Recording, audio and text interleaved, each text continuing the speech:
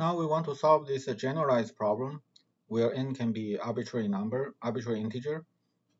So the math actually we already know how to solve it. So the number of ways to not lose is m plus 1 minus the max of y and w. We just need to do two things. One is we need to be able to reduce a fraction to its simplest form. I'm sure that you all know how to do that mathematically. So you find out the largest integer that divides both the numerator and denominator, and then you divide both by that number. And the second thing is we need to print it in the format that doesn't have white space. So this is the code for doing that. So to compute the number, the largest integer that divide both two numbers, x and y, that is known as the greatest common divisor. So supposedly Python's math module have this GCD function already defined. I should be able to use it. But somehow online GDB's Python environment doesn't have it. So I implemented it here. So the implementation of this GCD uses an important and a little bit advanced concept in computing called the recursion. So it's really not required for you to understand it right now, even though I'm going to explain it in a little bit, hopefully conveying a little bit of the sense of recursion. But let's just assume that we have GCD to compute the greatest common divisor, and let's look at this code first. So we read in three numbers, and we compute the number of ways not to lose, and then we compute the GCD of this, and then the numerator and denominator are ways divided by this, and the n divided by this.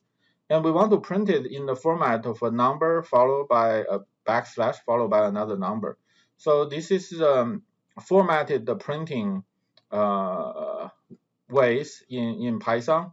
So I don't want to formally introduce this because it's something that once you know programming, it's fairly straightforward to learn, and there's not much point to understand exactly how this works. But I just briefly explain that. So the first part of this is what's known as the format string. And inside the format string, there is a %d things. Each %d means that take the number that come after and then put that value in here. Print that value and then followed by this, and then followed by the next number. And these % separate this string, and the parentheses inside parentheses there are multiple variables. So each of them correspond with one of these % things. So let's actually run this code to see that it does what we want it to do. So to provide input, we need to provide three things. Let's say we have 10-sided dice, and we have the two existing throws are 5 and 3. So think about what should be the output for this. So it's 3 over 5. So that's because any outcome from 5 to 10 are okay. So there are 6 of them.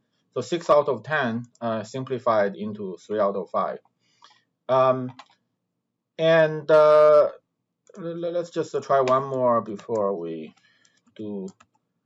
Let's just change this to 12-sided dice and see.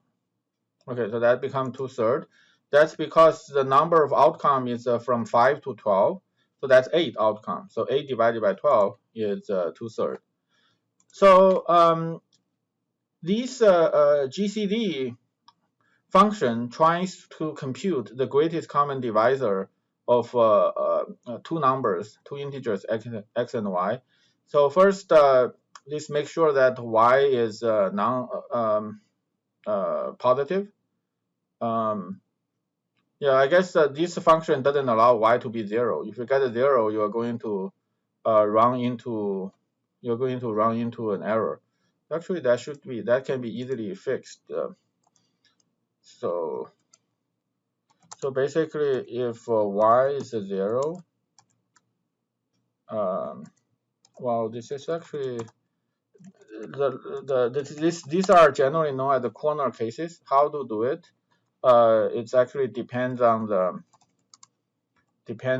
the specification. So if So here what I'm doing is if the second number is 0, I'm going to return the first number because the greatest common divisor of say 5 and 0 should be 5.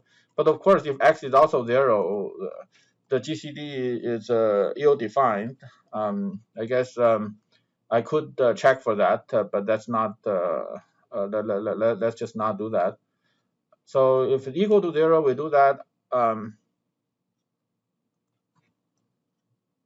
Yeah. Otherwise, if it's less to 0, we make it positive. Then the so now we make sure that y is not 0 and it's positive. Now we just do x mod y. If x mod y is 0, then that means y divides x. X is multiple of y. So of course y is also multiple of y itself. So we can return y. Otherwise, we use this property that the common divisor of x and y should also be the common divisor of y and x mod y. So if you don't understand that math part, that's perfectly fine. So this is a recursion because at this point we are calling GCD again. But when we call this, the numbers generally should get smaller.